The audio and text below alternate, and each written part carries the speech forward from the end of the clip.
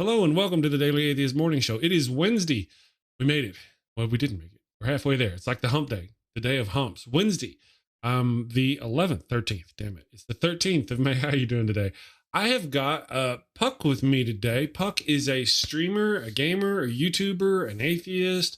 Good morning, Puck. How are you doing today? Morning. I am doing well. It's a little late in the morning for me to get started. I'm usually up and about a lot earlier than this, but I got sleep in today. Oh, really? Got lazy, are you? Well, we Yes, wouldn't want thank you. that. Good morning to everybody in the chat. Hello, Wooly Ignorant and Kristin, Paul. Good morning, Paul. I was busy getting the show ready. I wasn't monitoring the chat. Stidix. Hola, Stidix. And then Grumpy Old Dude, of course, he was there. Derek Cruz. Hi, everybody. A lot of folks watching already this morning. Hey, this morning we've got a gamer. We're going to talk about gaming and Twitch and and atheism. Of course, we always cover the atheism angle of things. But Kristin from Best Name Ever here in the chat. She, Kristin. Oh yes. Oh yeah. She has talked. I've always been a gamer. I was gaming before half you kids were born. You know what I mean? But I hadn't done any of the twitching, and she's gotten me into the twitching. And then I've met other people who also twitch. So Twitch is such a great medium. Oh, I love it. I mean, that's the first thing that I ever used. I was on there before I ever did YouTube or Facebook Live. So it's beautiful. I love it. It's great. And now, how many since we're there? How many followers do you? I have over 200 followers. My wife has about 100. She and I are both Twitch affiliates, and she's been for about a year. I've been for about 2 years. Can you explain to me what it means to be a Twitch affiliate? Oh, okay. So anybody can start a free Twitch account and stream from there, and whatever they want to do. Most people do video games, but there's some crafting channels or just some talk shows too. You can do that. But if you meet certain requirements, which I believe is 50 total followers, you've streamed for a certain number of hours within the past 30 days, and you have an average number of viewers per stream, then you become part of their affiliate program. You can start getting some money from it. People can donate bits directly to your stream, or they can subscribe to your feed, and you get some money off of that. So that's where both my wife and I are. Okay. Well, whenever I first started, I twitched on the games, but now I really just do it I just Twitch the live stream. Because apparently Twitch is not just for gaming. It has talk shows. Yeah. Oh, there's a bunch of them, and even like people who just, even if people normally talk like Eric Murphy, right? He's on Talk. He actually has a Twitch channel that he's getting going. Matt Dillahunty too. So it's like this is where they go to just chill out. It's a lot of fun just chilling in their streams. Sirs the Skeptic does that too. Yeah. I actually follow Matt Dillahunty. He plays games on Twitch. Goes on there and that's that was Kristin got me into it. We played Ori and the Blind Forest. Oh, and, beautiful game. Yeah, beautiful. And then we were currently in the middle of Ori and the Will of the Wisp. I'm intentionally not watching anyone playing that game because I want to play it myself. So if you play it, please excuse me, but I'm not going to be able to watch. No spoilers, no spoilers. Well, I mean, it's there are different kinds of games out there. I switched from one to the other. That one's a beautiful game. Great music, wonderful music, love the music. But it's not Doom. So every now and then I'll need a little break. We switched from in the middle of this game here, we've stopped and now we've got the new Doom. The wife and I play and she watches. She loves watching me play and sidecar coaching kind of thing. Doom is a little vicious for my tastes. It's a little fast paced. I like the slower, methodical, story based games. And it's such a wonderful thing. Like, I hear a lot of couples fight over video games and whatnot, but no, find something you can play together. Okay. Right. My wife and I have been married for 10 years and been gaming for about 8 of them. All right. Really? We started with Lego Harry Potter, and like even now it's gone to a whole new dimension. She has taken her gaming to places that I never have. Like, look at this. This morning, she had me check her turnip prices for her. Okay. Because she's at work and I'm home. So I had to check her Animal Crossing for her. Okay. It's gone to that extreme. Like, there are games that I've been playing for years. She's now more knowledgeable in those than I am. So it's a great bonding thing. Yeah. Find games you can play together.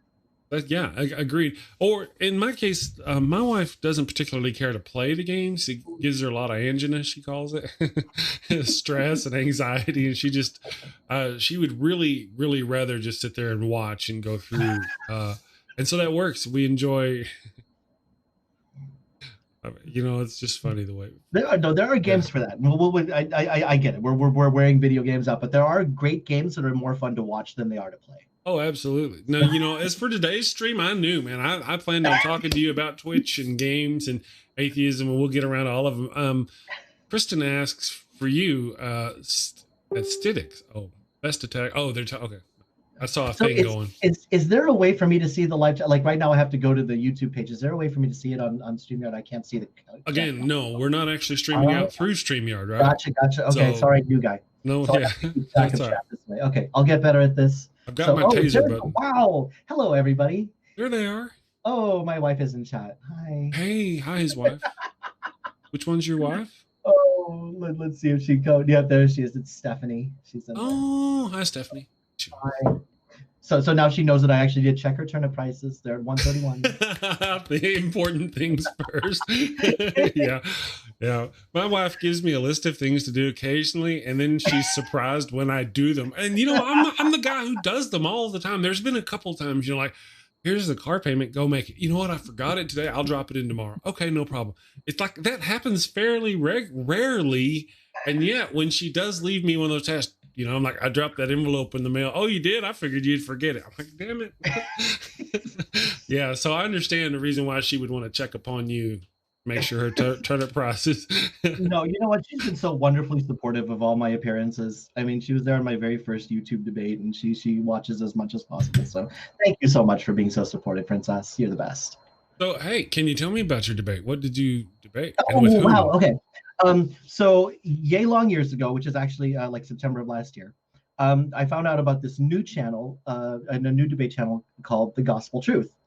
And I did not know it at the time, but this is kind of a breeding ground for presuppositional apologists to kind of cut their teeth on new unsuspecting atheists, right? So they had a bunch of people who, and they wouldn't tell them this, of course, and this is part of the nature of the presup argument, right? It's like no matter what the subject of the debate is, somehow you find a way to bring it into the presuppositional script, right? Well, before we can talk about morality, we first have to account for the ultimacy of reality. And there were so many people that were just caught flat-footed. Now, I've studied the presuppositional argument from the sidelines, right? And the transcendental argument for God. And it's easy to refute. It's a pretty weak argument, really, but it's hard to defend it in a debate. So I saw someone who was caught up in that completely unfairly. Like, she didn't even realize it was going to be a debate. And I was like, no, I got to step in, at least in the chat. And while I was in the chat, I got a proposition by the owner of the channel say, hey, well, why don't you come on and debate? And I don't want to be a big mouth in the chat and then not back myself up in the debate. So I was like, no, okay, fine. I will go on. Now, fortunately, I got a classical apologist, and I wanted to make sure that we framed it as a discussion and not a debate because, Presup lives on a debate structure. So I had an actually decent conversation on there. It's still saved. I'm sure we can link it if anybody wants to find it. It's on The Gospel Truth. A couple big names have been on that channel. Like Shannon Q is going to be on there later this month. Eric Murphy was on there. Jenna Belk. Gotcha. Absolutely, yeah. I'm just saying that was my first foray. Because I was like, you know what? I've never actually done this live. Why not? Other people can do it. Why can't I? Gotcha. Well, whenever you first, because man, I got to be honest, I really don't know that much about you and whether, is it gaming? I didn't know, was it going to be a debate about whether Halo 1 or Halo 2 is the better game, or whether it was a presupposition in a Christian atheist, I didn't know. So I just thought I'd ask the question, see what happened. Yeah, I had no idea where this was going either. No, you know what? Ethan called us out. This is amateur hour. This is absolutely, I've never done this before. I've never been the subject of a show before. So I have no idea how I'm supposed to do this. This will be a fun hour. You're doing fine. The more awkward you become, the better it is. As I'm drinking orange soda from my What the Puck mug. There you go. She's the most wonderfully supportive person. It's like I get into something and she's making all the swag and she's making sure she gets all the links so she can watch my shows. Okay, but anyway, the fast forward to March, right? And I see Ethan here on a channel against, oh, guess what? A presuppositional apologist. Okay. And I was like, oh, I can't let this happen. So I got in touch with him. It's like, you know what? Do you want to talk about this? Do you want to see what happened and where it went wrong? And my very first video on his channel was talking about the presuppositional argument and the transcendental argument for God. And then it just kind of snowballed from there, as things with Ethan tend to do. So and then I started having my own feature on there called What the Puck, where I try to talk about just one issue at a time and really try to like plumb the depths instead of just a whole bunch of random topics. It's like, okay, we're going to talk about the ontology of morality today, or we're going to talk about Mormonism specifically and leaving that. So I try to keep it focused. Well, it looks like you've touched Ethan in a sensitive place, because he's all capsing it in the chat this morning. Okay, fine, Ethan. You want to talk about your second debate instead, or your third, or your fourth? No, I have a particular. You want to talk about soft spots? The presuppositional argument is my soft spot, okay? Because there's the presuppositional argument, which, fine, that's easy to refute.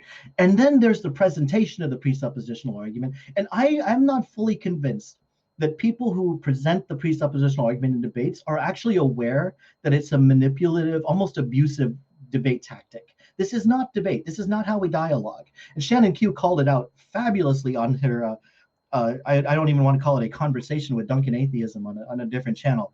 She just wouldn't have it at all. And it was the most wonderful takedown I've ever seen. Yeah, I've seen it. I saw it. So you know what I'm talking about, right? Oh, yeah. It's like the best way to deal with the presuppositional debate is just not to have it. Right. Okay, so anybody out there watching who wants to know why the amazing Super Chris doesn't debate, this is part of the reason why, presupposition, I don't know. If I was to get into a debate, I would have to be taught how to debate first. And right now it would be just me waving my arms and just calling them poo-poo head and telling them they're stupid. I'd be like, that's just stupid. We actually have an example of that.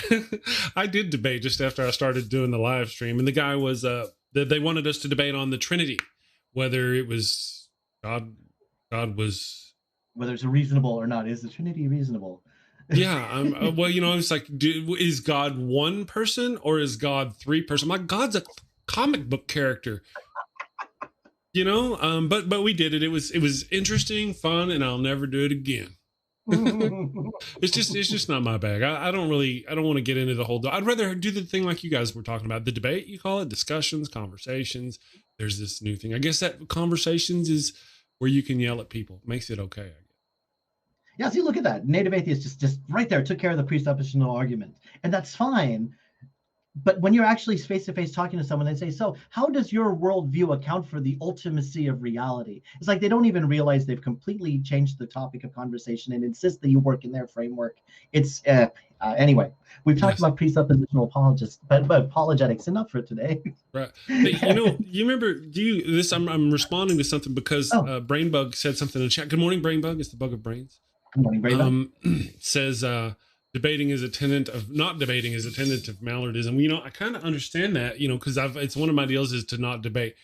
Have you ever seen the movie Roadhouse? Do you remember the point is, to not use violence until it's time to become violent? There's a time. I don't remember if it was violent, not to react or whatever, until it's time. So I don't normally debate, but one day I will say yes. And when I do, people go, huh?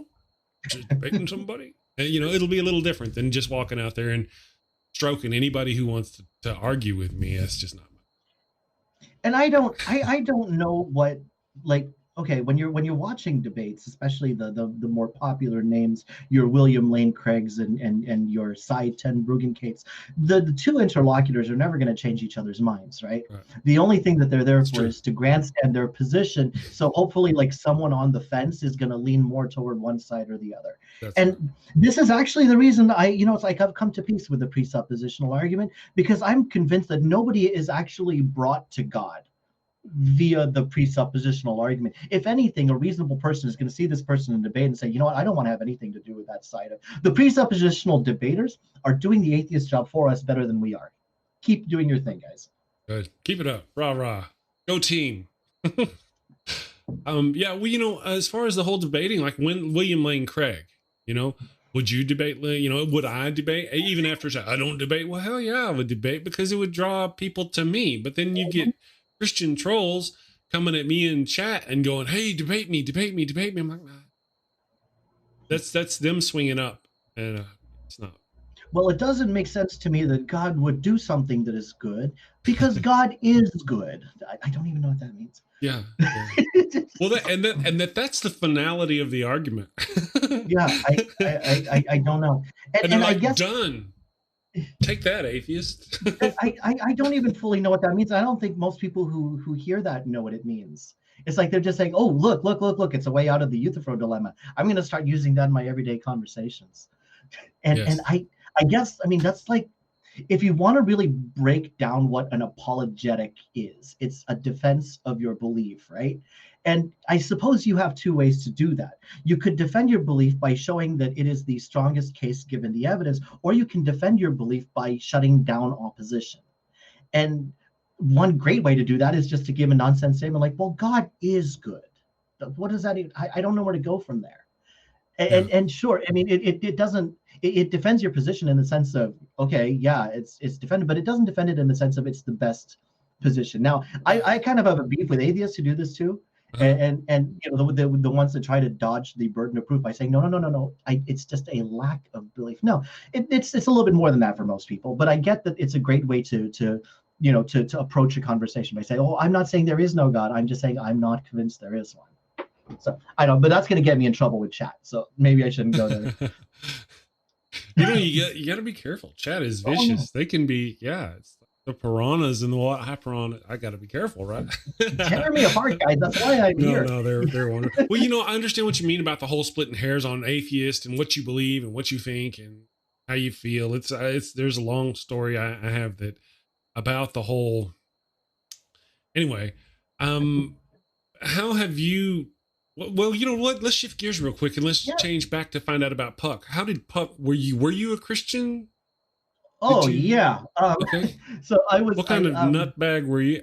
Excuse me. No, that's okay. Catholic and then Mormon. The quick answer is Catholic and Mormon. I grew up in a Catholic household, but my parents weren't like all that serious about it. They usually go to mass. I went through First Communion just like all 7-year-olds. But when time comes for confirmation, which for Catholics typically happens around 15, 16 years old, I went. They give you these 2 years worth of classes before it, so you have a good idea of what you're going into. And as I was going through the classes, I was like, you know what? I don't know if I buy a lot of it, like transubstantiation. What is? I don't know if I can back this up. Other people were taking it very seriously, so, and I appreciate that. So I told the person who was running it, I said, you know what? I don't feel like I have enough information to make this commitment. I think that's a fair response. And they agreed. And my dad was fine with it. My mom, on the other hand, was not. She was ballistic. And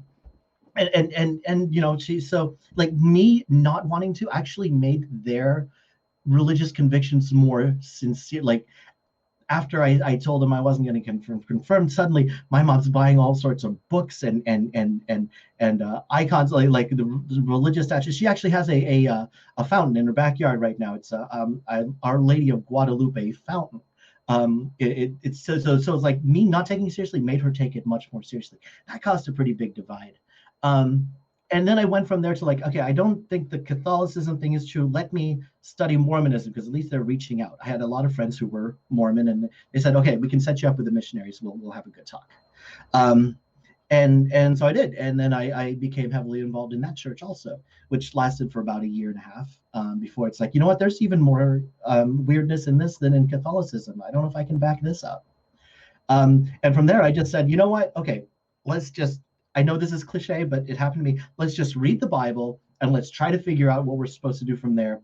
I did not even make it out of Genesis before realizing, wait a second, there's 2 different creation stories here. Like, which one are we supposed? Were the animals created first, or were humans created first? I don't like. Did animals show up on the ark 2 by 2, or were were there some that came in 7 pairs? Right. Like decide. All right. It's like, I don't care which one. Just pick one narrative and go with it. And then I was like, you know what? None of this adds up. None of this makes sense. and even then, it took a long time for me to come out and say, you know what, I'm an atheist. And that only happened a few years ago. Really? And I still remember the first Christmas package that I got sent from my parents after I came out, because they live in Alaska and I live in Ohio, and they every year they send a Christmas package to me and my wife. And in this Christmas package, there was presents for my wife and everything, and there was a little card in there that says "Atheists don't get Christmas presents." So now it's in good humor, I'm sure. Of course. Um, it's never anything like horribly vicious, and the conflicts that I have with my parents are usually not based around religion, but I'm sure it's there in the background a little bit. But I didn't have the severe conflicts that a lot of other people have had from their coming out. So, but that was like what? Wow, 6 years ago when I actually went on Facebook and says, "Guess what, guys? I'm atheist." And I got such a mixed reaction. Like some people were like, "Oh, I always thought you were because you never talked about it or anything." It's like, okay, cool. That was a lot easier than I did. Yes, you see, look at that. She's verifying it in chat. I made out with all the loot that Christmas and every Christmas thereafter. Oh, and if you're listening, family, we love the pecan rolls, so please keep sending those. There you go. Well, it's nice that she's here. She can actually verify the stories. This is awesome. I did a video about the reasons why, I think it was 10 or 12 reasons why atheists still celebrate Christmas or enjoy Christmas, or the things about Christmas we enjoy. And it's a little bit on the what do you want to say, duplicitous side? No, hypocrisy, flinging their hypocrisy around to not give you Christmas gifts for a holiday that they stole. They stole almost every aspect of this holiday from the pagan religion, the giving of gifts. What tide is it? It's the Yule tide, baby. Who is Yule? Yule ain't got nothing to do with it, So for a group of people who stole that holiday, essentially, it's kind of unfortunate. No, I love Christmas. It is the most wonderful time of the year. I love Christmas music, even the somewhat religious ones. It's such a special, and I think it's a special time because it's the only time when we really like set everything else aside and make everything tuned to one occasion. I wish we had more of those. Here in Cincinnati, we're really big on Easter, but it's still not anywhere near to the extent of Christmas. And I just love seeing. Oh, please. No, I'm sorry. Go ahead. I just love seeing like everything gets so decorated. There's an amusement park close by called Kings Island, right? And they do up Winter Wonderland. It is gorgeous just to walk through. It's not a religious thing. It's just a wonderful holiday celebration. I love going there. Have you ever done the Polar Express? I did the Polar Express with my son. I have not. I loved the book. Was a little disappointed by the movie, as most people were. But I've never actually. Yeah, I don't do trains much. Is there an actual train? Yeah. There's 2 or 3 of them. Probably not right now. Well, I guess not now because of the season. Never mind.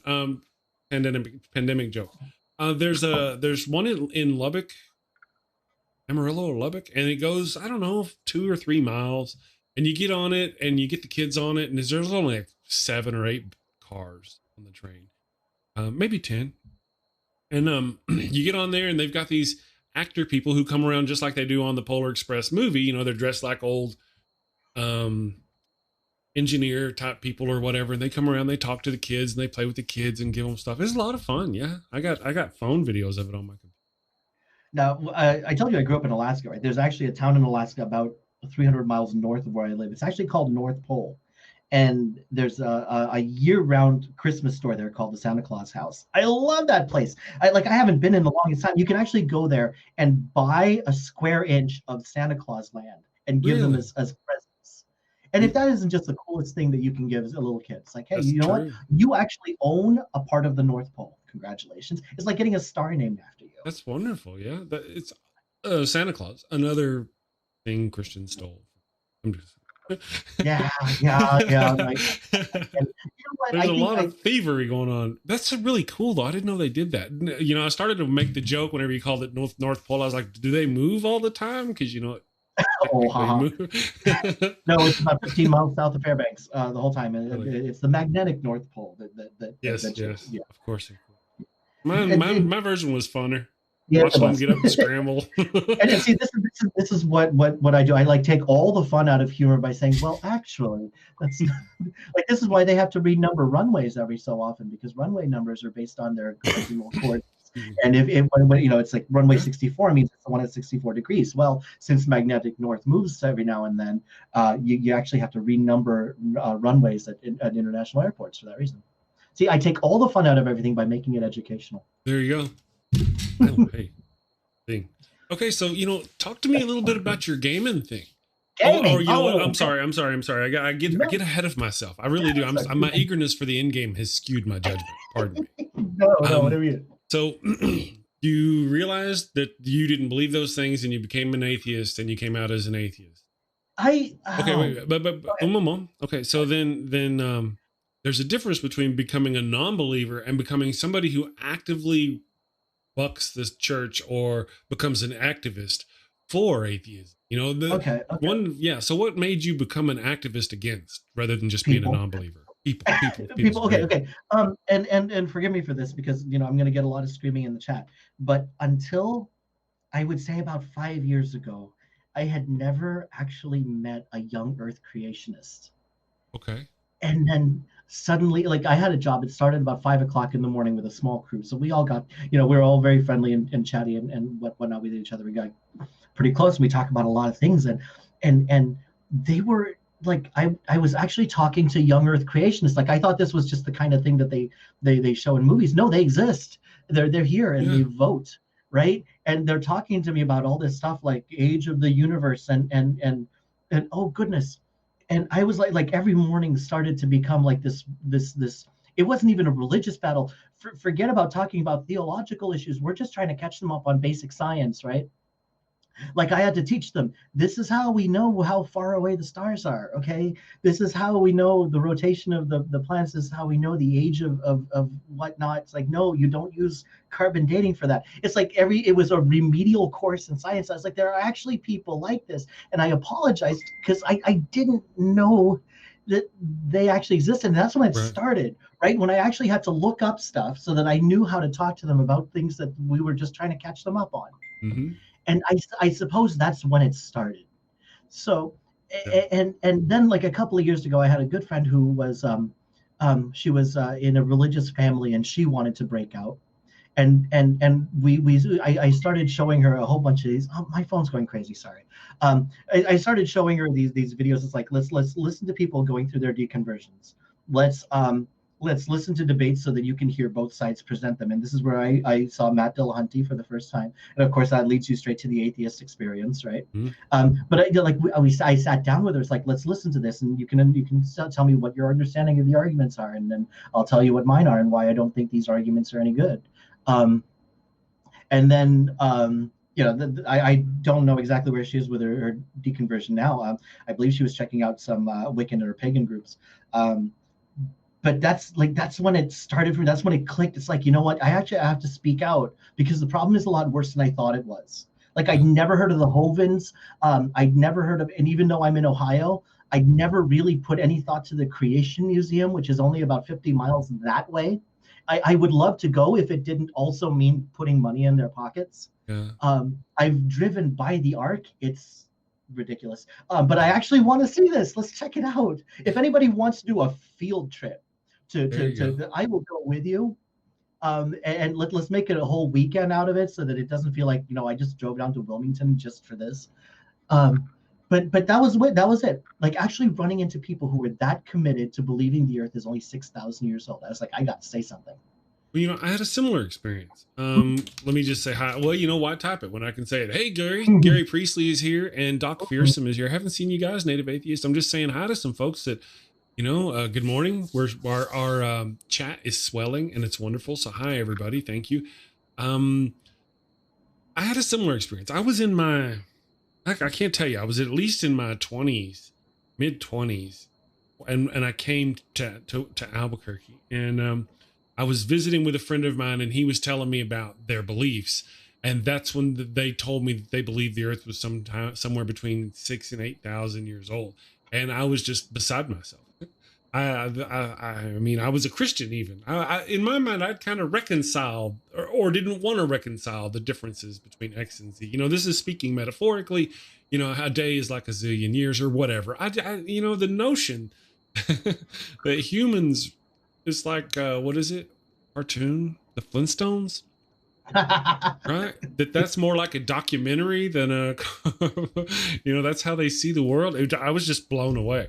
But it's amazing what intelligent people will believe. Just because an individual is intelligent does not mean they don't believe craziness. Mm-hmm. And I think like I spend a lot of time thinking about that, because you can find intelligent, well-spoken, well-educated people on both sides of pretty much any argument. So what is the difference? Like what is that dividing line that pushed some of us toward this side and some of us toward this side? And I think one of the big ones is is some people will follow the evidence without knowing where it's going and say, okay, let's see where this ends up going. And some people are going to say, you know what, I know this is true, and I'm going to evaluate the evidence under that lens. And I'm going to continue to believe this until I am given sufficient reason otherwise.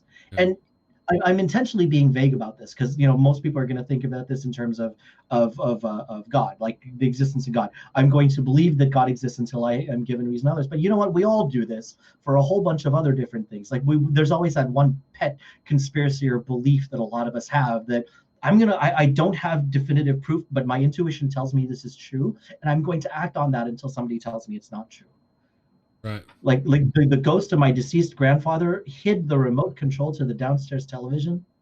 I can't come up with anything. I can't prove it, but you know what? In here, it's like it just tells me that he didn't like us watching TV down there, so he hid it posthumously. Those old dead bastards are just crotchety that way. They do that sort of thing. You think they'd have something better to do? It's like, you know what? If there was an afterlife and I have access to like wherever, do you think I'm going to go back to the mall? No. One would think. That's right. Yeah. I've kind of, this is one of the things I've thought about in the past, is that, and this is an argument I've used. I was like, listen, if spirits did things like that and they affected things in the world, I mean, do you know how many dead people there are in the world? Yeah, I mean, we're talking hundreds of billions of people have died all over this planet over the past, 100,000 years, right? That people have been around, whatever. Just go back the last 5,000. How many billions of people have died? If they could affect the world, shit would be happening all the time. You'd be watching newscasters, and they'd be sitting there doing the news, and their dead grandmother would be straightening their tie, because that shit, I mean, it would be everywhere, if it were anywhere at all. I never even thought about that argument. It's like if the spiritual department can really affect reality, why hasn't it been happening more often? That's a very good point. The dead outnumber the living at this point. So you'd think that I don't know. No, you're right. Yeah, it would be everywhere all the time, constantly. They love you, right? They this is your grandma, your mom, your dead aunt who looks after you. It would just be constant. Mm-hmm. I would figure if it were there at all. And if they could affect, I'm just throwing people down with wrenches there. If they could affect things like that, you would have these ghosts stopping rapes and stopping murders and ghosts would be a thing freaking everywhere. So that's a whole conversation. I get all ranty about. It's just illogical. It doesn't make no sense. Oh wait, I heard a funny sound in the other room. Let's run through some logic here, or maybe not necessarily proper logic so much as methods of likelihood. What's more likely? There's a ghost in there, or pressure change in the room made a squeak. I mean, let's talk like. Oh, who was it? Was that the Mike Lakota story about the trash can lid? I'm unfamiliar with that. Hook me up. Oh, he was talking about it as proof of the supernatural, and he said, he had this experience. I don't want to speak for him. If I'm getting this wrong, please, I'm not speaking for him. Somebody can look this up. But he was talking about it in a debate where inexplicably a trash can came up off of a lid came up off the trash can and smacked against the wall. No good explanation other than appealing to the supernatural. Of course. Okay. Obviously, only the supernatural could do such a thing. Now, see this. Okay, this is where I separate from a lot of my other fellow skeptics. Love you guys. Is that I leave room for the possibility that there are things that are going on beyond our current realm of perception, right? Like Okay. we can't examine everything right now. Like think about 200 years ago, we didn't have a way to detect radiation. It was always Mhm. there. We just didn't have a way to detect or manipulate it, right? I So understand and appreciate those things. Yeah. going to be more in the future that we just haven't figured out yet. Mhm. Even things that are making effects on our bodies, on our lives, on our planet. It seems reasonable to think that they're there. Yes. I don't know anything about them, so it's hard to use them as a conclusion or explanation. Right. But I can understand how some people might be tempted to do so. So I am actually a little sympathetic toward people who lean toward the spiritual side. I just wish that they'd be more willing to put their beliefs up to a little bit of scrutiny. It's like, okay, if you believe that, how can we find out if this is true? Telekinesis, let's find out. Spoon bending, let's find out. Let's find out. Well, there are things. Let's talk about that. In those realms of um, telepathy and telekinesis and stuff like that, there may be things we don't know. Now, telekinesis, I think by now we would probably know. As many people as we have, we would probably have one or two people up there really doing the thing, and maybe they are. I don't know. Who knows? Maybe they're somewhere. I don't know. But we do have. Our brain is a little, what is it? Pate like substance. That's run on electrochemical reactions, and there are actual. They put things that can read your brain waves and all this other thing. Would telepathy be possible? Could I don't know. I personally doubt it, and would have to if somebody was going to cut off my pinky, if I had to make a decision whether telepathy was ever going to be, I would say no. But our brains do produce wave patterns that can be picked up by equipment. Can another person pick up that wave and understand? I don't know. If they proved it later somehow, I would. In other words, what all I'm trying to say is I'm open to the understanding of woo because there are things we still don't know. But Yeah. I don't hurt people on those things. I don't, you know what I mean? There are people out there who take crystals or oils instead of real medicine that we really know works. And that's kind of what starts getting into No, I on that side I agree with you, but then it's not a very far leap to go from there to like one great way to do mathematical proofs is to say, okay, let's assume this is true, and then let's talk about the consequences afterwards. That's how we Well, what prove. about assuming it's possible? Not Right. assuming it's true, but No, assuming I it's agree with you that possible. yeah, I agree with you that that's a better way to do it. But I also understand how some people are going to be like, you know what, we just don't understand enough about the brain.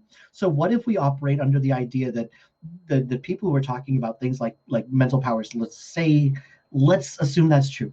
Then we can work backwards from there to see if it's true. Instead of working forward from our current base of knowledge to Yeah. that conclusion, they say, let's see if there's anything to this and then work backwards. Yeah, I know. Right?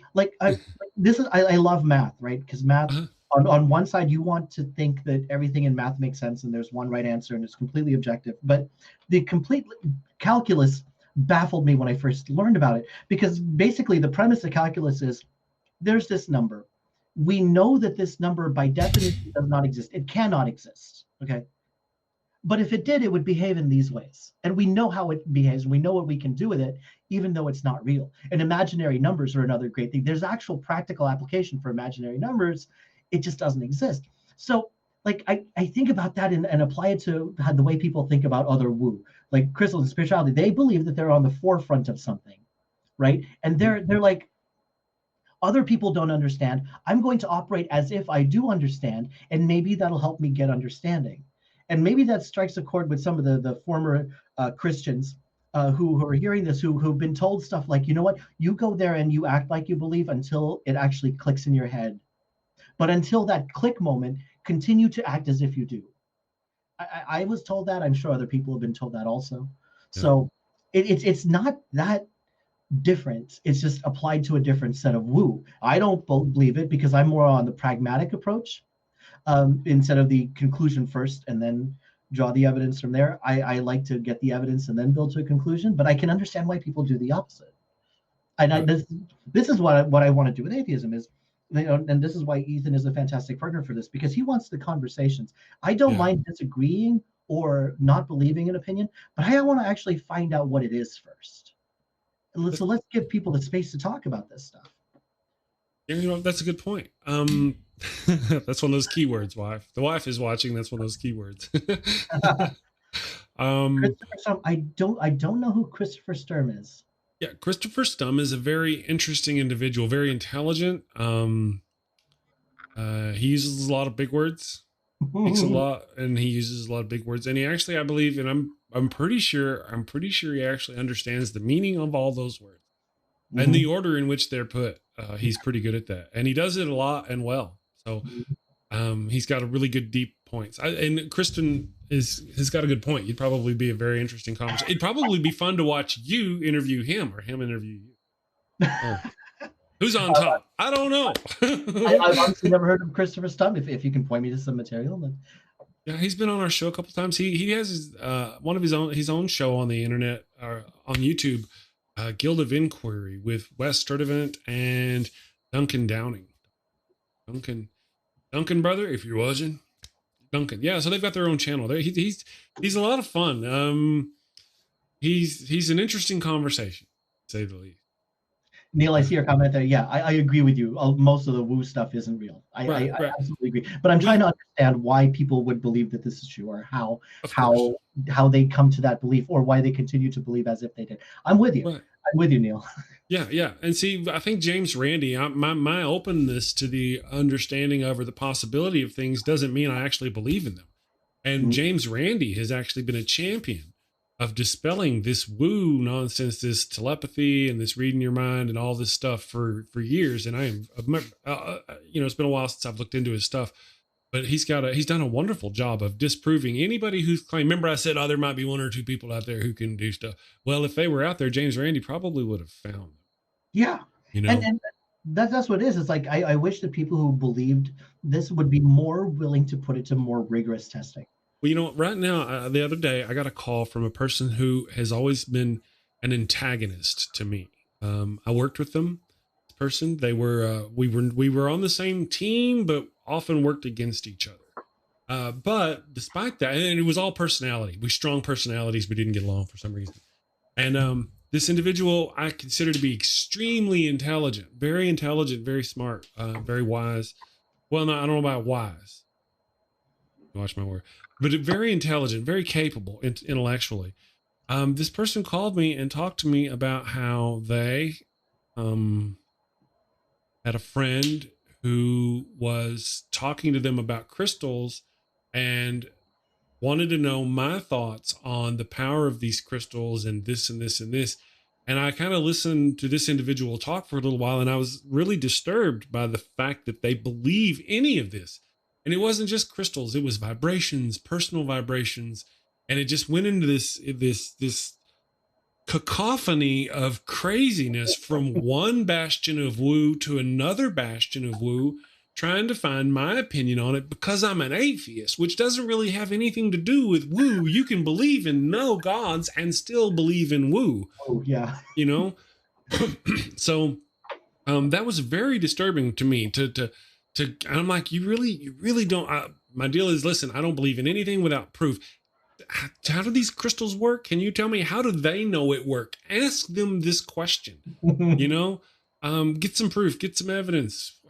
There's like crystals everywhere. You walk over crystals into your car going, they're in the dirt. They're everywhere. What's this thing? It's just craziness. Have you ever heard of Richard Madsen? There's a question for Puck. Have you ever heard of Richard Madsen? You know what? I swear I've heard that name before, but I'm not attaching it to anything. Who is Richard Madsen? He's a really nice guy. Okay. He's a really nice guy. He's well spoken. He's friendly. I think he believes the Bible. He's a Christian who believes the Bible is the future, or that aliens wrote the Bible, or aliens gave us the Bible, or something, brother. I'm not really entirely sure. He's got some very, I want to use the word, not very, they are just unique. He has some unique views of the Bible. He's very interesting, and he's very nice, very pleasant, amenable guy to talk to. A non-traditional theist. I can back that. I just saw that. No, it's like, you know what? If it comes to aliens, the Fermi paradox interests me greatly. Yeah. So the idea that the universe is so gigantic, chances are that life has probably happened somewhere, life as we understand it. If that's the case, though, why haven't we seen any signs of it? It's an interesting thought experiment, but like, I suppose that's all it is for me. It's fun to think about, but in a pragmatic sense, like, I'm still gonna run my day tomorrow as if aliens didn't exist. So Yeah. Well, and that's another good hill to die upon. Do I believe in aliens? Well, and yeah, grumpy old dude, that was hard, man. That was hard because I like the guy. I just don't believe what he believes, and I don't believe in propagating anybody's nutbaggery but my own, really. And anyway, but he's cool. He's a cool guy. So, yeah. But aliens, do aliens exist? I would have to state just on the pure numbers that I would say on the math that they do. Somewhere else in the galaxy, intelligent life exists somewhere. Are they coming here and anally probing our rednecks and ripping the lips off of cows? I would have to say no. I'm gonna put that in the no column. Based on the way our civilization is, I would see them flying by our planet and locking their fucking doors. You know what I'm saying? If they know anything about humans, I have no doubt as to why they don't talk to us. Yeah, we're definitely on the bad side of the Milky Way, guys. Yeah. Nobody goes to that side of the tracks. That's right. We often wonder about what would happen if we met aliens. Would we meet nice aliens or mean aliens? Well, that's kind of the situation. Out there somewhere is an alien and they're going, would we meet nice aliens or mean aliens? And when they meet us, they will meet mean aliens. Look at what we do to ourselves and to each other. Right. Like there's no way we're probably like quarantined. It's like those don't go there. Yeah, those islands or those pockets that say, okay, these are still the native tribes are there. They're untouched by outside civilizations. Thou shalt not mess with these islands. Do not send your missionaries there. Right. I wonder if there's one of those around Earth. Go there. Yeah. Go there at your own risk. Yeah. If you go there, you're probably not going to come back. This is for your own safety. Do not proselytize Earth. Yes. You will die. They're good at, there's that movie with Tom Cruise, Live, Die, Repeat. And he's being interviewed. Have you seen that?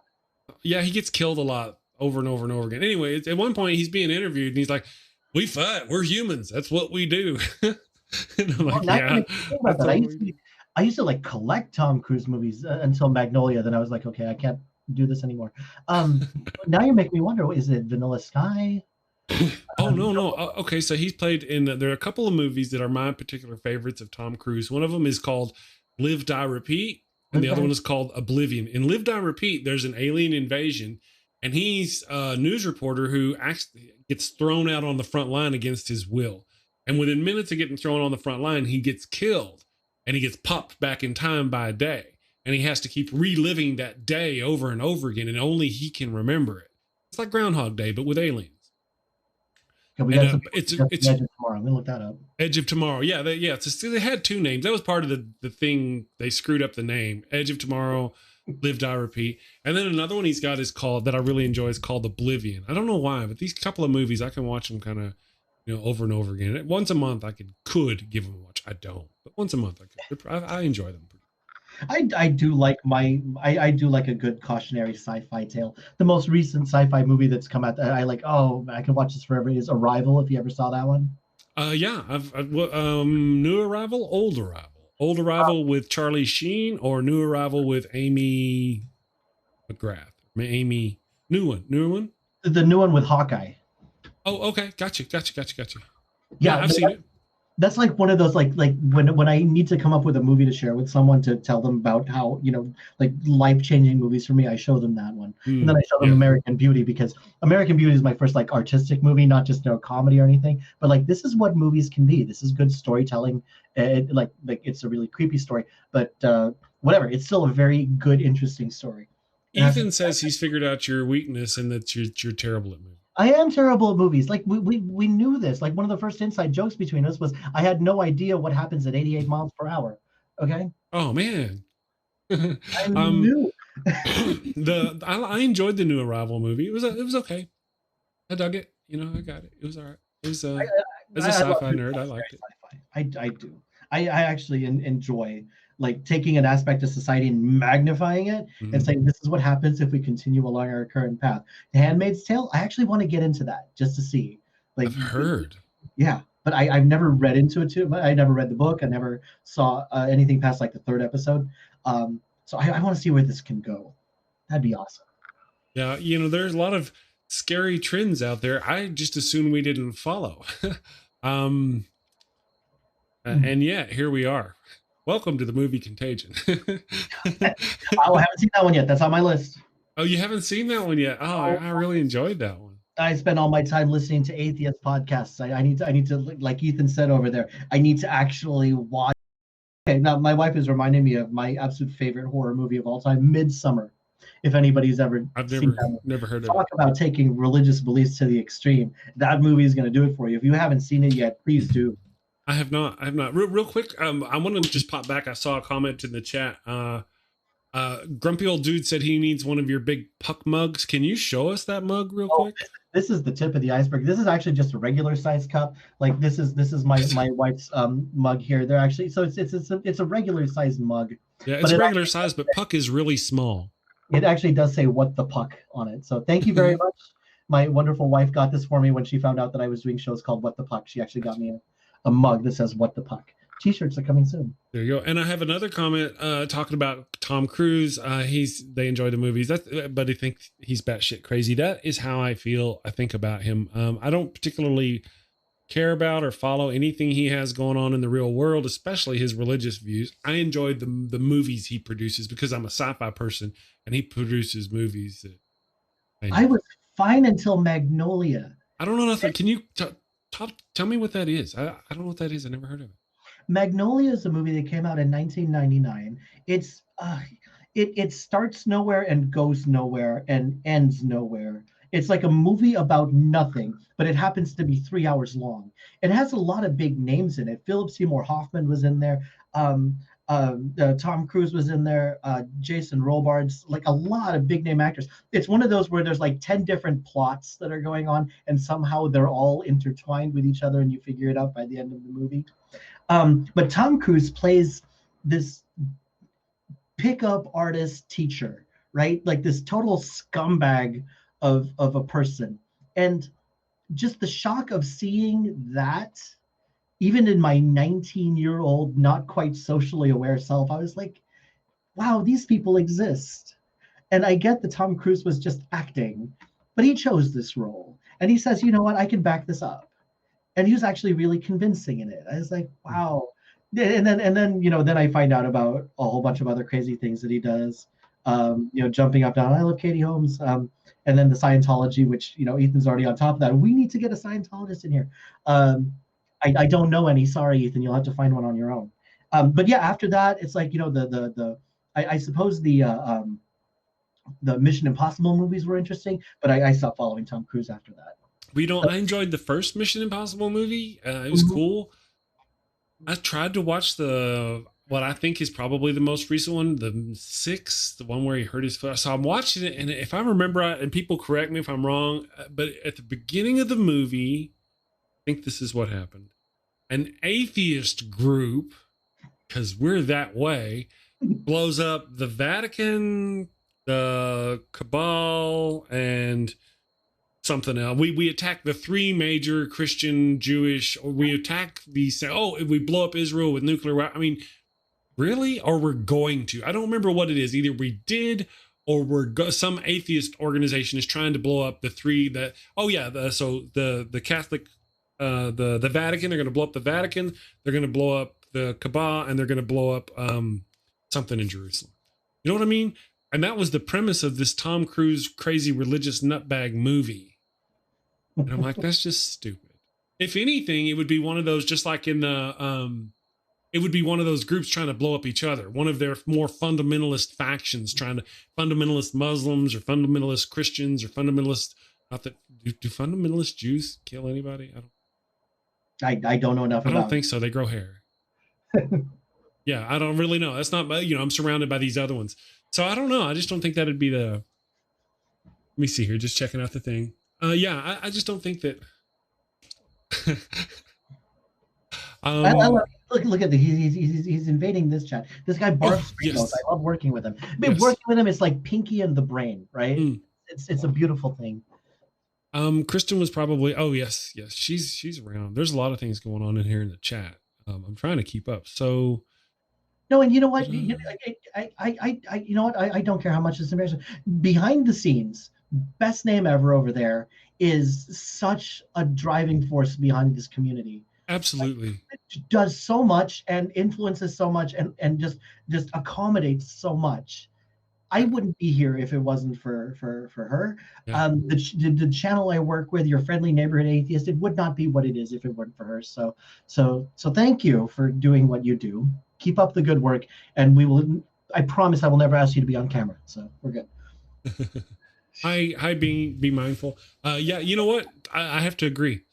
So while we've got him, I don't want to talk too much about Neil because his head gets all big. He's already got all the hair. That's glorious hair, but which I'm very, very jealous of. Envious of, in fact. Envious is different. Jealous is one thing. Envy means I wish I had it and you didn't. So without Neil and without Kristin, my show wouldn't be where it is today. There's them, a couple other, I don't know if you've seen Critical Cripple. He helped me a lot in the beginning. He was very helpful, so I've always got to give him a shout out. But these wonderful people, Neil, I always steal guests from Neil. Neil mentioned earlier he's going to have Hemant Mehta on his show later today, and I'm like, I'm writing that down because I'm going to get in there when Hemat's on the show and he's got all these people watching him. Be like, hey, come on my show, because then if he says no, it sounds like he's a jerk. So I get him in front of all these people. So I steal these wonderful guests from Neil. It's a method, and then Kristin helps me as well. Arn Ra. Jeopardy. Did he? Who? While we're talking about Hemant Mehta, how did he do on Jeopardy? Wasn't he the one who was on Jeopardy? I think he won. Didn't he win on Jeopardy? I don't remember. Congratulations, though, if he did. Yes. Yeah. But you know what? This is an interesting time to talk about. Like, we have our content creators, we have the ones in front of the camera, but just like NASCAR races or whatever, there's the driver, and then there's a whole crew around the driver, right? Yeah. You never even know their names, but they work just as hard, and it wouldn't be a good race without them. So to everybody behind the scenes, even the ones who don't want to be named and don't want to be on camera, I'm just giving you a gigantic thank you right now for doing what you do to let people like Chris, to let people like Ethan and Neil do what they do. I want to be as awesome as you guys are when I grow up.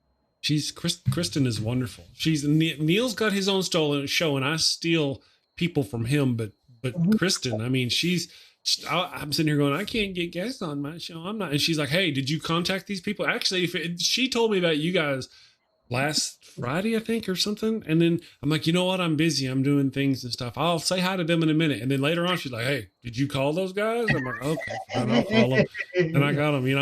I didn't want Kristin getting all sad faced at me because I was a lazy scumbag. So I contacted you. Look, and then I found Ethan. Now Ethan's going to be on the show. You've been a lot of fun. I'd gladly have you back on the show too. No, thank you very much. So, and of course, now I gotta try to get on y'all's show. You know what? Ethan is in charge of scheduling on that one, so I'll leave that up to him. Yeah, I'll have to find out. Ethan can suck up to the boss. I understand how it goes. But see, now I've already got my plan. Neil, you heard my plan, brother. You know what I'm gonna be doing. I'm like, wife. Because all right, let's go. So Neil, I've stolen guests from, but Kristin has got me. She got me Aaron Ra. And who else was it? She got me really recently. Seth Andrews. I had Seth Andrews on my show, and it was Kristin's fault. And there's just so many other ones that have been on my show. Eric Murphy and Vila Bianca, they've been on my show thanks to Kristin. So if you can get her on your side, she's just wonderful. So while we're talking about dreaming, my big person that I would love to talk to is Shannon Q, because I would love to have a conversational style that matches hers, which is it seems like street epistemology, but a little more on the plant your flag on one side and let people know when they've crossed it. It's like this wonderful combination of knowing where your position is, but giving your opponent space to fully suss out theirs. But don't set me up with her. I want to earn this one on my own. There you go. I want to beat this particular video game without referring to the internet strategy guide.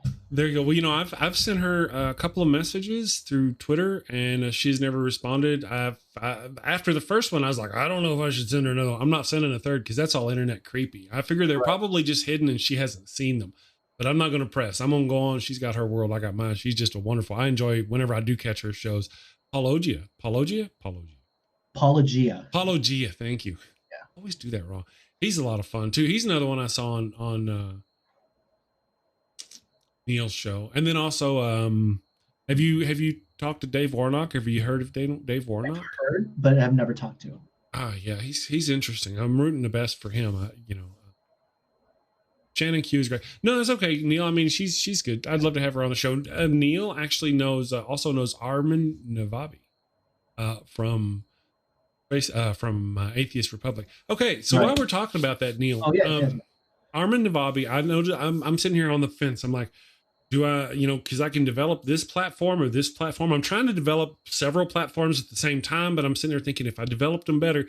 And I've been eyeballing the Facebook platform. One of the things I don't particularly care for about the Facebook platform is streaming on the Facebook platform. And depending on that is they block you for things that you can't really control and you can't defend yourself. And then you got no recourse whenever your page is shut down. And I'm sitting here. Thank you, Gary. Yeah, I'm trying to avoid that right now. Problems. But with Armin and their situation, I just noticed a post just yesterday that somebody complained about one of their posts, and now their channel has been throttled back by Facebook, or their page has been throttled back by Facebook, and that gives me pause about moving to that platform, or focusing too much on that platform. And now we're gonna bring this full circle to what we started talking this about. Aside from like truly hateful content, I don't know of anybody who's actually had their content blocked on Twitch. Oh, and copyright aside also, because obviously copyright issues are legitimate, and if your channel violates copyright rules, it should be blocked. But I've never seen issues like that happen on Twitch.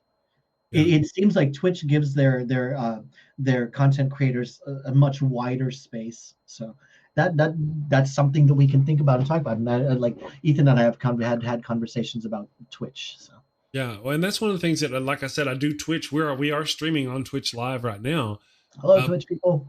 Yes, but I don't know how to develop Twitch. All I do is stream to it. I change the title every day, and I put it in the talk show categories. I don't know if there's such thing as how to find how I don't do anything to develop Twitch or make it work for my channel, and I need to learn. But I'm actually focusing on Instagram now. Trying to develop my Instagram. It took a long time for me. Like I was, and it didn't help that I was playing only the least popular video games ever. But I built my affiliate platform on playing retro role-playing games, like Final Fantasy and Dragon Quest and whatnot. And it took me a long time to get that consistency. And then I finally figured out when I experimented with Mixer, I found out what the secret was. Ethan, are you listening? I think you have to spend about twice as much time building the community around your platform than performing on it. Does that make sense? Like not just streaming on Twitch, but going out and talking to other Twitch streamers and saying, making friends with them and joining a community with them. And like, hey guys, I have a show also. You should come check it out.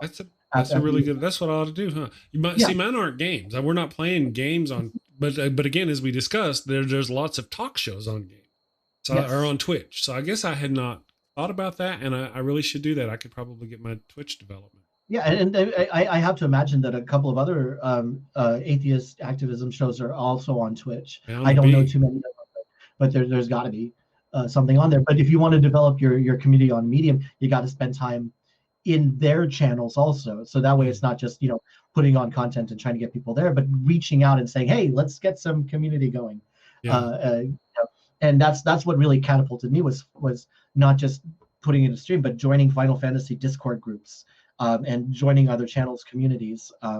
Like there's this one channel, I've been pretty much watching this channel since the day I arrived on Twitch. I am one of her first ever subscribers. And even now, 3 years later, I'm still subscribed and she subscribed back to me. So that you got to build the community, not just put out the content. It's just an observation on my end, but it seems to work. Well, anytime I pull up Twitch, I'm going to pull it up now just for funsies. Twitch. I got this new thing set up. I can pull it up to where I want to do it here. Dun, dun, dun, dun. Who else? While he's doing that, who else is here from Cincinnati? So I've got you up on Twitch here. And, I pop open Twitch and I see these streams and there are thousands of people watching. Oh, it's so weird not seeing that in dark mode. Okay. Yeah, I'm like, what the? Now you can kind of suss this out by category, like just chatting and talk shows and podcasts down there. That's probably the channel for you. There we go. And then you can search under keyword atheism or hashtags or whatnot. Probably. Where did you see that? Down there's it says categories we think you'll like. There's talk shows and podcasts and just chatting. Oh, That's I where see they it. would be. There, right. And that's the deal, yeah. So I mean, it might be I got a good chunk of today off. Might be a good thing to do to go in there and say, hey, who else is here talking about atheism? Yep. And see, but that's as far as my stream goes, that's all I do. And I thought surely there are other ways. Maybe you make like banners for your stream or certain things to make everything wonder. I'm sure there's ways to develop it. Yeah. And it's just its own little audience. And, I mean, like it started out being for gamers, but now it's for everybody who wants to be on there. It even has its own karaoke program called Twitch Sings, where you can like record half of a duet. Oh no, great! I don't want to say this. Ethan's gonna want to do it now. But you can record half of a karaoke duet and leave it out there for people to do the other half, or you can look at the half that people have done and you can complete their half of it. Wow! Let me get some Huey Lewis in the news. Yes, absolutely. I'm looking at this one here. Anomaly is, I think the game they're playing is Valorant. And they got 17,000 people are watching this live stream right here. 27,000. This is the same game, Valorant, it looks like. 27,000 people are sitting there. A football stadium. College football. Not college football. Hell no. But you know what I'm saying? There's a shit ton of people watching that stream right now. That is a huge number. It's a huge number. Yeah, I can come over here to my little thing. Let's see what we got. Am I 33 represent. I'm sorry? 33. We got 33 in our live chat, or 34 in YouTube chat right now. So. Oh yeah, and the YouTube chat is good. I'm over here. Can you see the page? Oh, you may not be able to. Looking at now, yeah. I'm just looking right now at my stream manager. I just wanted to see how in my stream how many people, if there's anybody watching. Is it even streaming? And I guess no. If there's no, Kristin watches. Over there. I didn't even know you had a channel on there. So as soon as I log off here, I'll get on Twitch and throw you a sub. Well, see, that's part of the deal. I haven't been doing my job, my due diligence. Let me get us back up here on the screen. I haven't been doing my due diligence in going to Twitch. Like I need to go on Instagram and post a photograph on Instagram, right? And in that photograph, I need to go follow me on YouTube and Twitch, Facebook. And then cross all these platforms back and forth. I just haven't been doing my due diligence. Well, they have social media auto posters now. Well, not just now. They've had them for a long time, where you can give it like a whole bunch of content, and then it'll regularly post on your other channels for you automatically. Like like on the day before your show, you'll say, okay, I'm having this person on tomorrow, and then you just load this all up on like Sunday or something, and then it spits it out for you automatically through the week. So you don't have to say, oh, I don't know if I remember to post this on Twitter. Nope, this program does it for you. Yep, I have Hootsuite. Hootsuite, there you go. I've got it tuned into my Facebook and Twitch. And right now I'm tweaking it. Originally, you can go to Hootsuite and you can make a single post and you can put it on your YouTube and your Facebook and your Twitch and your Twitter, not Twitch, but you can put it out on all those, Instagram, put it out, boom. One post goes to 4 mediums. That's great, but each medium is treated differently and each has a different cycle of posts. So you want to have different schedule for each different one. And that's what I'm learning right now. So that kind of thing, trying to build the whole thing. And then of course, Twitch is one of them. And right now all we do is the talk shows on Twitch, but I want to kind of move towards doing some gaming during the day on Twitch. One of the things I like to do, I like the strategy games, the Sins of the Solar Empire. Nobody's going to sit there and watch me play for 6 hours of Sins of the Solar Empire. Nobody. Strategic games like that have gotten an upswing in popularity ever since Alpha Zero started playing League of Legends. So, really? Maybe there's something. Do you follow Alpha Twitch? Oh, wow. No. Alpha Zero. Do you follow Alpha Zero? No, I don't. I follow Matt Dillahunty and Seth Andrews. Alpha Zero is not even a human. Alpha Zero is a machine learning algorithm from Google that they taught it the rules of chess, and then 4 hours later unleashed it upon the world, and now it's like the strongest chess computer ever. Really? Yeah. Wow. And all it did was teach them the rules of chess and then let the game play itself multiple times until it figured it out. They said, you know what? If you can figure out chess, how would you do if we put you in StarCraft, right? Okay. And then it's like, and then they started doing well in StarCraft. It's like, this is what machine learning is doing now. I kind of want to figure out what this whole machine learning thing is all about. I remember there's games like Real Steel or movies like Real Steel where they got these robots fighting it out. I didn't know. Maybe one day we'll have it to where South Korea has got their World of Warcraft supercomputer, and we've got our supercomputer, and our supercomputer AIs play each other. Interesting. Yeah. No, I don't know if you could sacrifice Arnold Schwarzenegger on. No, artificial intelligence is such an interesting place for me. If you've never played it, play the game called Detroit Become Human, because it changed the way I thought about the rights of androids. And like, we give, we consider things to be basic human rights, and I suppose it's not too far of a stretch from that to expand it to rights for any sentient being, which then leads to the interesting question: at what point is an artificial intelligence so intelligent that we grant it the status of sentience? And then what do we do about it? Because I think like the big question in Detroit Become Human as a video game is, at what point do we give androids human rights, right? But a big part of me is wondering how much of that is just because they're shaped like humans, right? And if an artificial intelligence was just a program that looked like a toaster, and the toaster achieved sentience, would we be talking about giving a toaster human rights? Or is it because we tend to favor things that look like humans that we would tend to extend that? And if so, we can completely take care of this whole thing by never making robots that look like humans. Then we wouldn't have to worry about this whole intelligence rights things. Yeah, and there's a thing about the whole artificial intelligence and what becomes sentience and stuff like that within a computer or a network system. Does artificial intelligence, so when a computer becomes sentient, it's always presumed that the computer is going to be super uber mega smart. Why can't it be just a computer like mine down here? What keeps it from becoming sentient? And just being a stupid sentience? It's just stupid, right?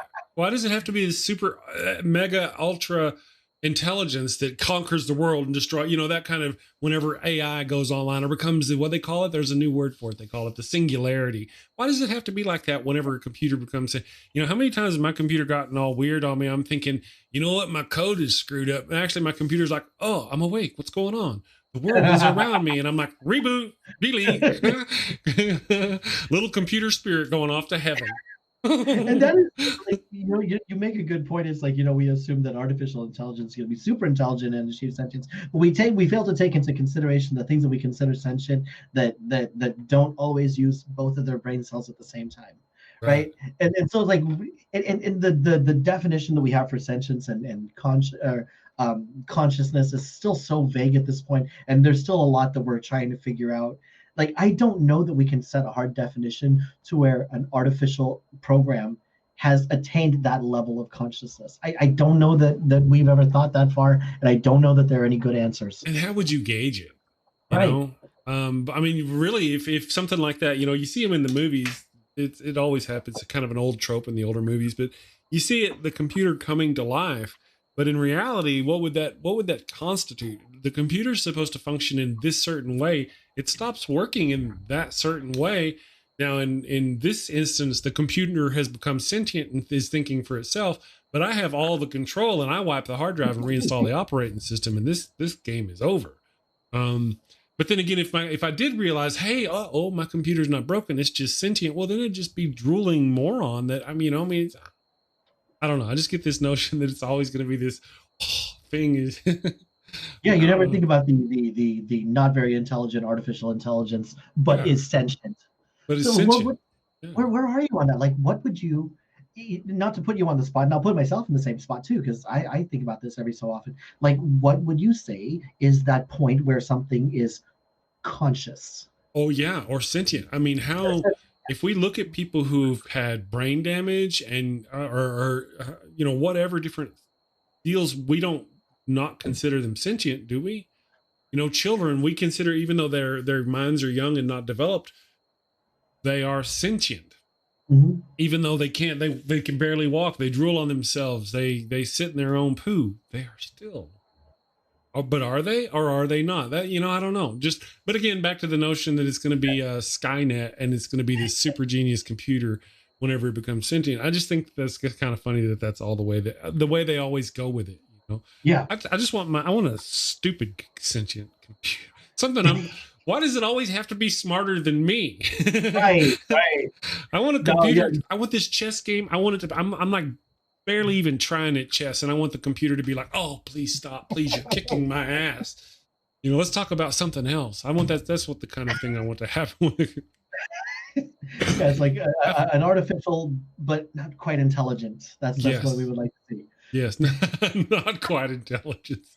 Oh, Yeah. and the place where you're gonna find this, and goodness, if I don't bring everything back to video games, but video games are like at the forefront of technology in so many ways, right? Yes. Like with motion capture, with quality graphics, and with immersive storytelling, and in the creation of interactive artificial intelligences, right? Like shooting games are the easy ones to think about this because they can create enemies that have, that react to you in different ways, that have different search parameters, like they can see you if you walk within a certain distance from them, or hear you if you make too much of a noise, and then they react not always in predictable ways.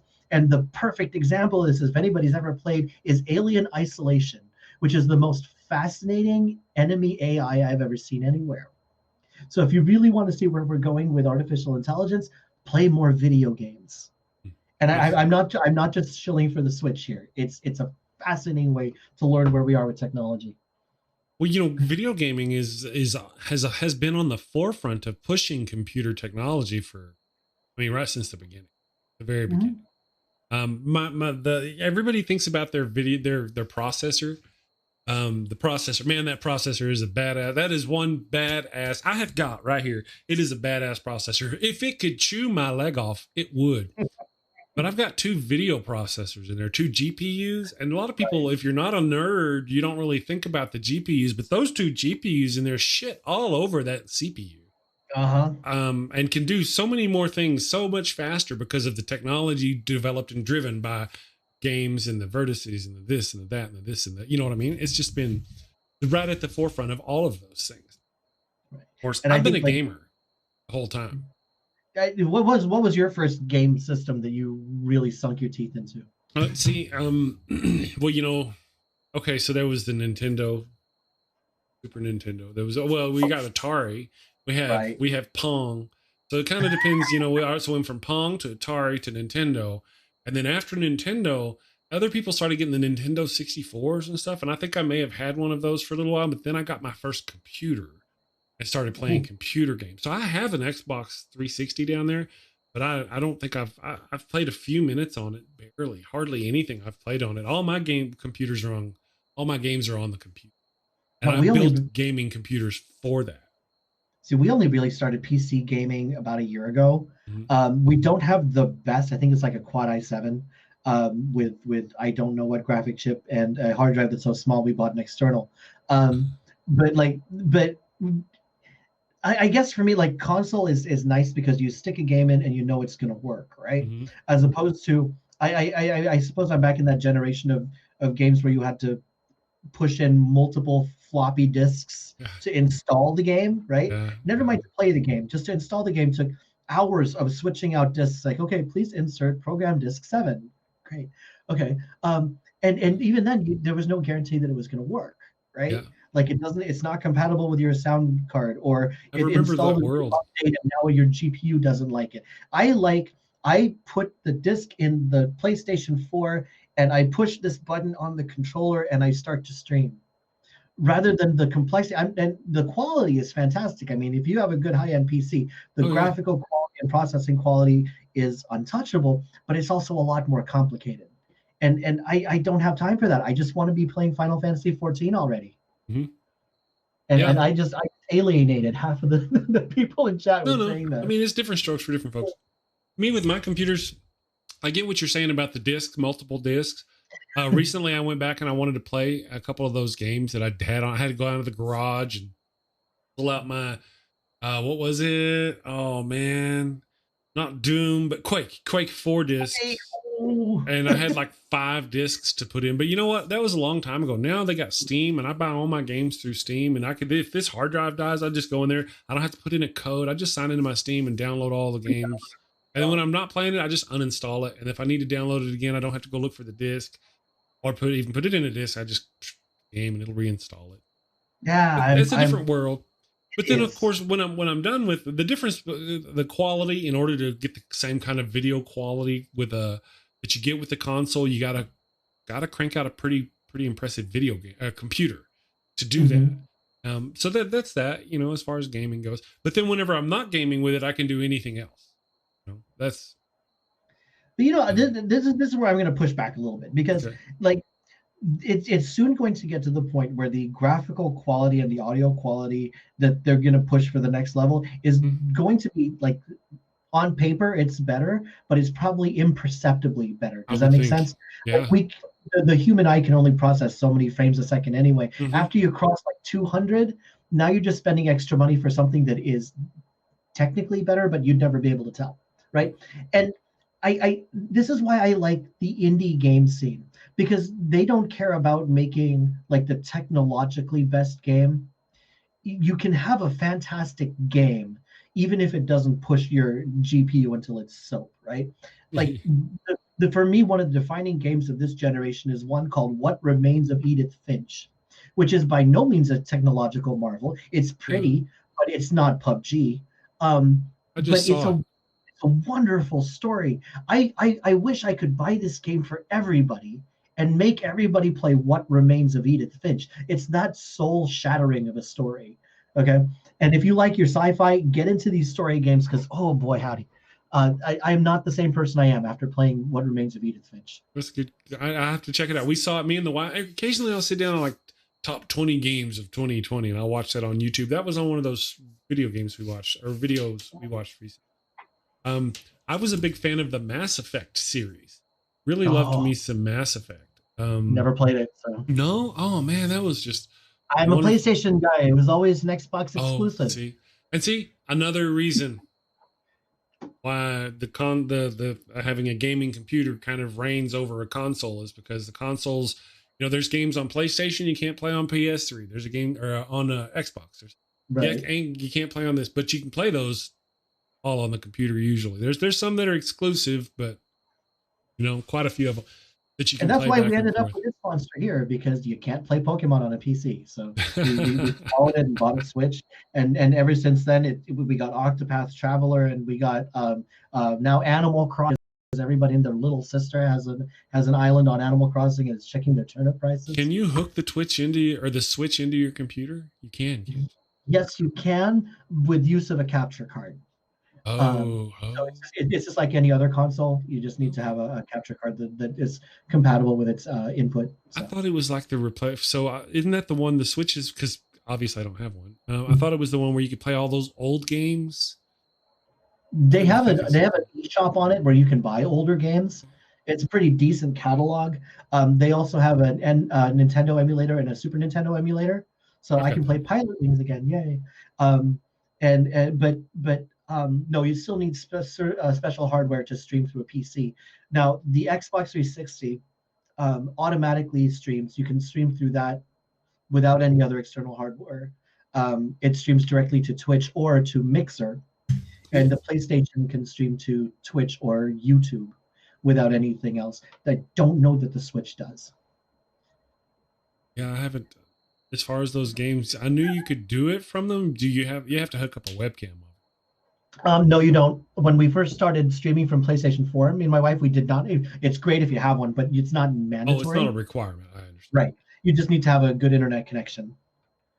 And by good, I mean good. My wife and I had to actually upgrade our household Wi-Fi to be able to reliably stream from the PlayStation 4. Really? Yeah, I So can imagine that would be. I don't know. I to be honest, I had to upgrade my internet too. Whenever I started doing this live show, I would go back and watch them. Sometimes there's a processing thing that happens on YouTube that has nothing to do with me or mine or you or yours, but I would go back and watch and I would be all fuzzy and you guys would be all, everything like the text wouldn't be fuzzy. And then I realized what was happening was my upload speed wasn't fast enough. right. Sending all this information. I had 2 or 3 streams coming in and then the uploading. So I went and did that and that really helped my stream too. But then I ran a wire, too, because some people you can stream, but I just wanted the quality. We're streaming at 1080p for those who care. um, I, but I I think my camera can. I just don't set it to. I tend to keep my settings on the low, Yeah, in order 720. to, am I 720? Okay. I didn't know if I was or not. Still probably, well, that's whenever I did the research as to what settings to set those kind of things at.